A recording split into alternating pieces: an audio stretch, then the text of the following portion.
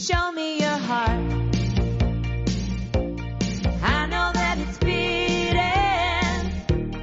Tell me that you love me too. So I know your heart is true. 'Cause I need some proof of love. 'Cause I need some proof of love. 'Cause I need some proof of love. Hello, everybody, and welcome to Proof of Love. Today is the artist edition. We're going to be doing more of these. I've got a new album coming out. My love is really music more than anything at all, even more so than Bitcoin. And I've been doing that for a really long time, as some of you may know. But now I'm seeing a lot more people getting into the crypto space that are on the artsy side. I think Proof of Love has a appeal to everybody's artsy side, right? I think like a lot of people, I think the reason why I made a lot of friends in the crypto scene is I think some people really wanted to do music and maybe they chose to do something else and they couldn't do it. Music is the great unifier. I've thought about this a great deal. I would say maybe is the most powerful force on earth in terms of, well, I mean, love is, but, you know, music can really bring about a lot of change. I've debated, is it Bitcoin? Is it music? Is it Bitcoin? Is it music? So I'm really excited to be talking with another fellow musician. I'm going to be bringing Jordan Page up pretty soon, who is also at FreedomFest. But today I'm talking to my fellow pirate friend. I've become a fan of the pirate chain coin. And so that's how I found out about Matt Welsh. And when I first heard about Matt Welsh, now sometimes people say to me, they're like, oh, listen to this awesome crypto artist. It's going to be so great. And frankly, it's not always that great. And you're kind of being like, oh, but Matt was awesome. I loved this song. I thought it was really neat. He has an amazing energy. So Matt Welsh of BLUVNBU, some interesting acronym he's going to tell us about. Welcome to Proof of Love. Thanks so much. Oh, thank you, Tatiana, for having me. That was a beautiful introduction, and I couldn't have said it better myself. There's a lot we can talk about, but I'm really excited for everyone tuning in to check this out. Tatiana, I'm a huge fan as well. She's a pioneer in the crypto NFT space, and I'm still learning from you, so yeah. Great. Cool. So tell me a little bit about how you got involved with music. So my pops got me into music when I was 15. I was like a punk skateboarder kid, and he was just begging me to pick up an instrument. And finally I gave in. I picked up the drums. And he came home one Christmas with a drum set and all these instruments for me and my brothers. And I took to it because I found a drum teacher that really resonated with me, Aaron Smith. And he taught me a lot about discipline and practice, focused practice. And so I really just did the band thing. Like since I was 15, I haven't stopped. You know, I'm 30 years old now. So it's 15, almost 16 years. I've just been writing songs and playing rock and roll. All right, I like that. But you're not just like a rocker, right? I mean, I see you have a lot of instruments behind you. You have long hair. You have some kind of an eagle on your shirt. It looks very rockish. But in reality, you are a yogi. And so part of the whole thing with Proof of Love is like we're trying to bring balance to people. And I like to explore some of the woo-woo stuff. Some of it I give it the thumbs down. Some of it I give it the thumbs up. But you've managed to mix your music, which we'll get to the crypto part in a little while, but you've managed to mix your music with yoga, mindfulness, like chakra stuff. So tell me a little bit about that. And like just in general, like what made you have an interest in that in the first place? Yeah, well, I was brought up in the Catholic Church and it didn't fully resonate with me, to be honest. So I kind of goofed off the whole time, but I always felt like a connection to source. Time out. Sure. So wait, all right, I don't mean to cut you off so soon, but I wonder about like, so I've been very attracted to friends lately that are like Catholics or Christians, right? Mm-hmm. And I think that that's a really big divergence from what I felt like going to church growing up. Like first of all, thank God my family wasn't, you know, brainwashing me hardcore with like religion. But would you make a distinction between the community and the religion itself? Because I feel like going to actual church and the institution is really where the problem comes up. Now I find a lot of my most freedom-minded friends who are kind, good-hearted souls to imbue themselves with the values of Jesus, whereas I think that the church kind of ruins it for everybody. Not all churches, but like as an institution. Yeah, I mean, without going down the rabbit hole, most of everything in the world is indoctrination, and religion is a big part of that. So it's part of a program. to get people to think and act a certain way. And for me, I have a hard time following rules, and I like real connection. So I've always felt a connection to source. And I think religion is good in that way, that it does bring people, it draws a focus to God, a God-centered, sort of perspective, which really should create humility at the end of the day. It should be able to humble us. But yeah, it's just gotten out of hand. And as far as indoctrination, there's a lot of things to do and rules to follow, and not all of them quite add up to me. And the temple is really, it's right here, it's everywhere you go. It's your body, So to have to go to a church and pay to go to a church and such, as part of your communion with God is I don't know, it's just like a business, And they're saving a bunch on taxes. They are providing a bit of a service. So, there's something to be said for community, right? You have, the judgy church ladies, but theoretically, you make friends. They're your family throughout your life, and people can get some support. Mm-hmm. I think the individual church is not the issue. I think it's the, Vatican or something, going on with them being okay with, pedophiles and, sweeping under the rug, which, sure, again, I don't think is the only religion that has pedophiles. I also think that that's a misnomer, or maybe it's misconstrued or misrepresented sometimes. I looked it up. That's neither here nor there, but I think that's where it is. It's in the institutionalized power versus at the individual level. Because if you don't like your church, you can go to a better church down the street, and they should get at least something because they are providing a service. Right? Yeah. I don't know. Priests can't eat water. They can't eat God all day long. They got to have some snacks. Yeah. So I'm sure we can dig into this later, but what's happening is we're in the age of Aquarius now. And so it is a new age, and it's an air sign. And in the new age, you see this convergence of all these different religions, and people are starting to come together as one. They're starting to learn about real science and quantum physics and understand energy. And to me, that's a lot more simple and relatable, and it makes more sense than a lot of the religious indoctrination that I've been, subject to over my life, and many of my peers and family. So, within that, we got to be careful because, there's a lot of indoctrination in New Age as well. So me as a New Age rock artist, a New Age, just a human being in this New Age of Aquarius, I'm trying to be really vigilant and discerning of what I'm reading, what I'm allowing into my energy center, so to speak. And I think we all have to be real vigilant like that today, Yeah, I think so. I'm fascinated by this Age of Aquarius, but that's only because I really liked the song. Why do people believe that that's a real thing, right? Who said there's an Age of Aquarius? Because I see that, I dabble with a little astrology here and there. I had a psychic that really led me wrong. She's like, this guy's going to be your husband. Meanwhile, he's stalking me 8 months later. So I'm not really down with that anymore. Wow. But I think astrology is kind of interesting. And what is the Age of Aquarius? Is that based on anything? Is this an alignment of the planets? What happens physically? Exactly. So last winter solstice, December 21st, 2020, was the great conjunction of Jupiter and Saturn. And this was a magnificent time in the history of the planets.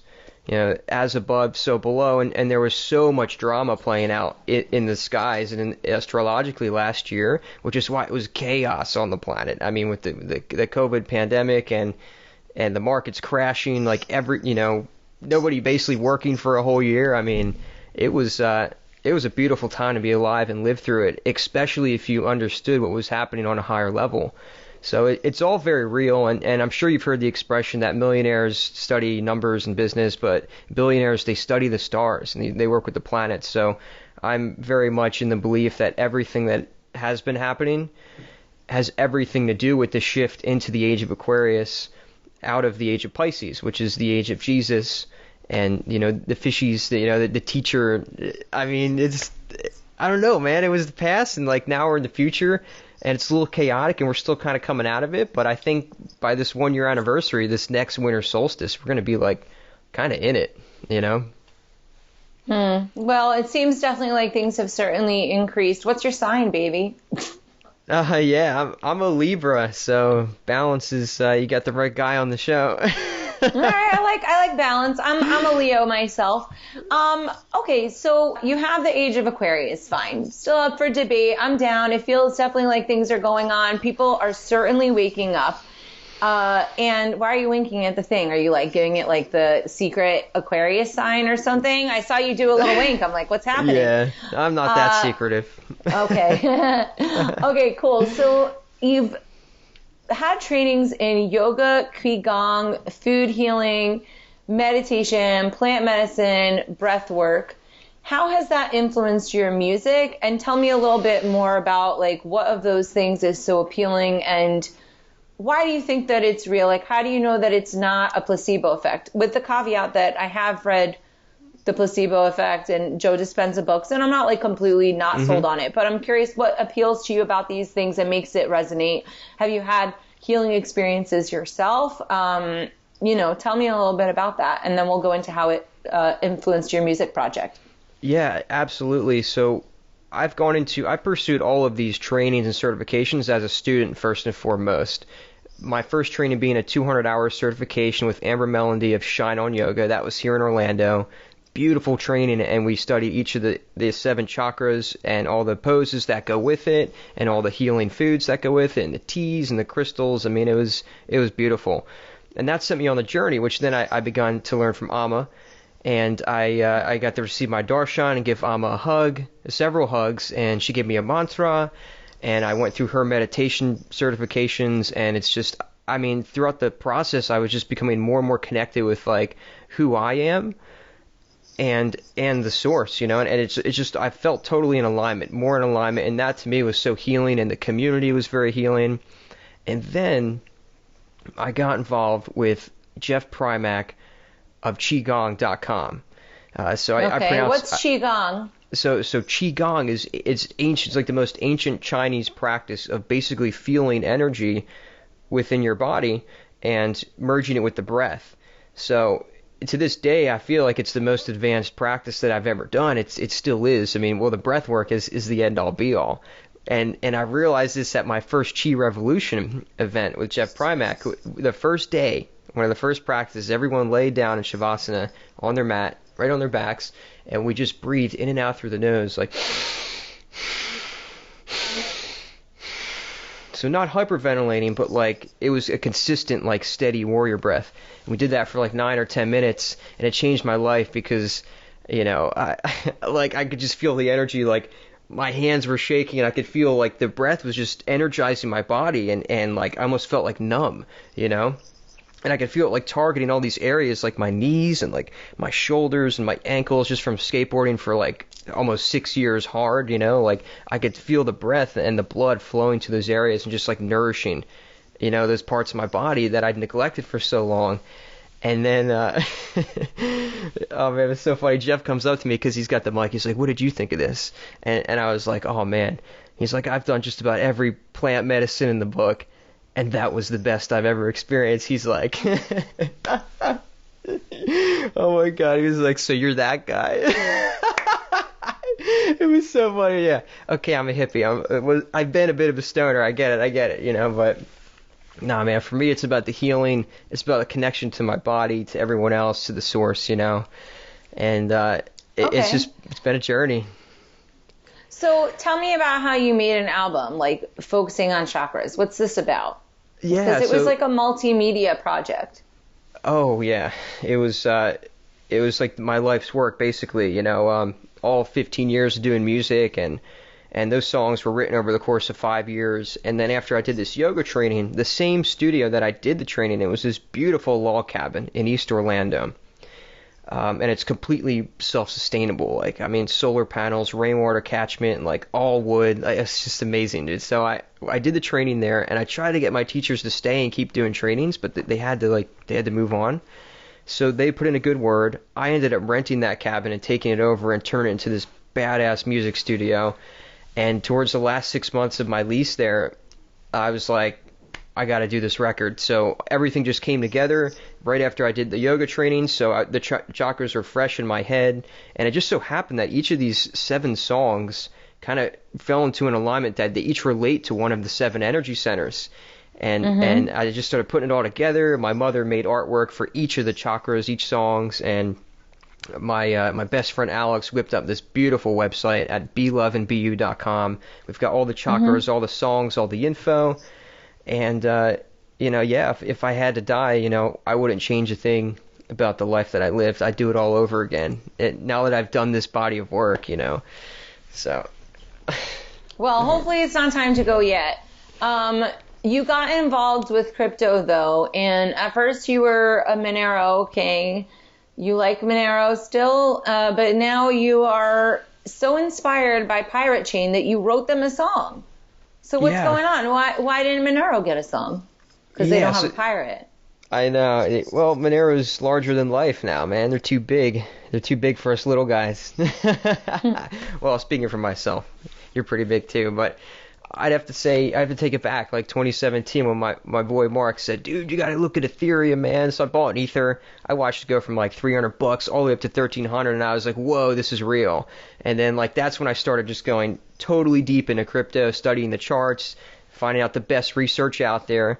That's how I found the crypto vigilante, the dollar vigilante, and ended up in Acapulco this year, 2021. And right when I saw Lutz, right? Lutz is like the man behind Pirate Chain. He's the legend, dude. Right when I saw him, I have to talk to that guy. And sure as shit, we totally link up, and we just right away just hit it off. He gives me a shirt. We're taking a photo, man. I was like, I'll see you again, man. So I saw him again in Miami just by happenstance. Him, the whole Pirate Chain crew. I walk up, Benny's there. He's like, yo, man, you want a shirt? We got one left. It's only a medium though. I'm like, dude, that's my size. So it was so that worked out. Yeah, it was so meant to be, man. And then Lutz was there, and then we were hanging out on the patio at the end of the event. And I was like, hey man, how do you feel? I got all this discography. How do you feel if we use it for Pirate Chain? It's about freedom. It's like freedom rock, He's like, well, what if you wrote a song for Pirate Chain about me, story of my life? It was okay. I sent him one of my tracks a week later, just kept following up, and he's like, I love this. I'm like, okay, well, this is, if I do a song, this is how it's going to sound. He's like, I love it. I'm like, all right. So I end up back in the studio in New York with John DeClario, right, at Nada Recording Studios, and I was going back to finish my newest record, the Aquarian EP, and we finished early. I had extra times and an extra day to book. So I was like, John, you want to do this? And my mom was with me. I'm like, Mom, if I do this, it's going to be huge. She's like, do it. So I booked the extra time, and I wrote and recorded the song The Last Stand in less than 24 hours at Nada Recording Studio. And it's one of the best songs I think I've ever done. One of my favorites, certainly. And it's called The Legend of Lutz, man. It's about the last stand, and Lutz loved it, and he flew me out to PorkFest to perform with him, and now he's flying me out to FreedomFest here at Mount Rushmore to do it again. Wow. So tell me more about that performance, because I caught you guys up at PorkFest, and for people who are not familiar with it, Pirate Chain, also known as R, is a secret project, and they do kind of privacy coins, right? But people can look that up. What's the website for them? Pirate.black. Pirate.black. Ooh, so scary. We'll put the links in the show notes below. But tell me a little bit about these upcoming performances. Yeah, so the one at PorkFest was really neat because we had an hour of time. Lutz was speaking, so I just opened up his talk. I just played the song live for everyone. And we had a wonderful videographer out there. A couple guys filmed the whole thing for us. We're going to be releasing that soon, the whole talk, the video. And we kind of captured the energy of PorkFest, which wasn't just about bring your guns and freedom, there were kids everywhere, dude. We had the whole projector screen up, for Pirate Chain, and we're playing Pirates of the Caribbean every night, and it was just packed. Everybody loved it. There were families out there, so Pirate isn't so scary. It's just what's scary is what Pirate poses a threat to, which is the entire central banking system. So that's a rabbit hole in itself, but essentially what you need to know about Pirate Chain is that it is a privacy by default. There's no optional privacy. The transactions are always going to be anonymous, and good luck trying to trace it or hack it. You can't, and it's yet to be proven. And now there's audits being done professionally on a high level that are going to prove this. And when it does, and when it's listed on more exchanges, it's going to be huge, man. Right. It's $2 right now. So I don't know. Do I want to buy a Monero at $200 or a Pirate at $2? And that definitely does make it more appealing. But this is not a show where we give financial advice. We're just saying. Right. Check out the project, and you're right. I mean, that's just obvious, right? Like Monero's 200, and I feel like people should have a diverse portfolio. I'm not really into a variety of different coins, but there are certainly key projects that are great in addition to just the big boy of Bitcoin. Sure. Cool. So, where can people catch up with you? Like, what's next on the road? We're wrapping it up, but I want to give people a chance to maybe check out your music, maybe catch you at an upcoming performance. Like, what's going on for the rest of 2021 for you? It's a big year. We're going to officially release this song, The Last Stand, with Pirate Chain. We're going to do it big, nice music video, everything. So that's first, and then I'm going to get this Aquarian EP out. And right now, the tentative, what's resonating with me, it just hit me last night, is like the 1-year anniversary of the Great Conjunction, the winter solstice, December 21st, 2021. I want to release this new EP, and it's a 5-song EP. It's all about like what we've been going through, in the Age of Aquarius. Like, is this what we've become? The rabbit hole? Is everything just a dream? I can breathe. That's the last song. I can breathe, right? I can't breathe. Get out of here with that nonsense. I can breathe. Right. And I know, which is the mantra for the Age of Aquarius. Age of Pisces, I think. Age of Aquarius, I know. Right. Don't you feel like a deeper sense of knowing, Tatiana? Like these days, you feel like you know who you are more, and you know more about the system, the world that we live in, and how to navigate it? I think that things are a little bit difficult in the world at this time. What can you do? Yeah. It's hard to tell which way is up, but I think that music is definitely the answer. So I'm happy to hear that you are representing the cause of freedom and musicians everywhere. What's your website? Yeah, so my website is BLUVNBU.com. It's all like the whole word like spelt out. Oh, is that upside down? BLUVNBU.com. All right, cool. So it's a little bit long, but people can just check the notes again. And then, are you selling your music for crypto? Yes, I am. You can choose that in the checkout process. I like that. All right, good. So support your favorite artists, everybody. Thanks so much, Matt, for coming on to Proof of Love today. I can't wait till the next time I see you. We got to do a jam. This is a long time coming. So we'll certainly keep in touch. And then I think I'm organizing an event in Miami with some of the folks from Pirate Chain and a few other projects. But when I find that out, that might be a good time to talk again. So thanks so much for coming on to Proof of Love, and we'll see you next time, everybody. Thank you, Tatiana. Cheers.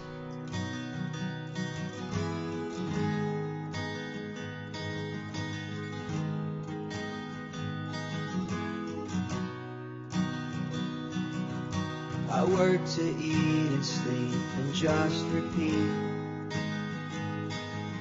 I wonder, is this the life for me? I followed all the rules and did my best, but tragedy put my will to the test. When I found some answers, I spoke up. Then I was cast into the shadows, they chained me up. No, I won't forget the things that they said. And you don't know the places I have been. People said that I was wrong all along. I stayed strong.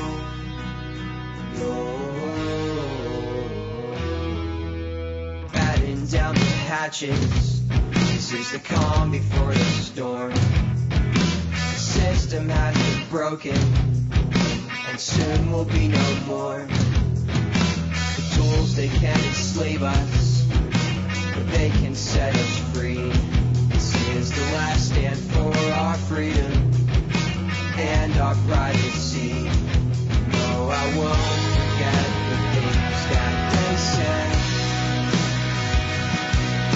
And you don't know the places I have been.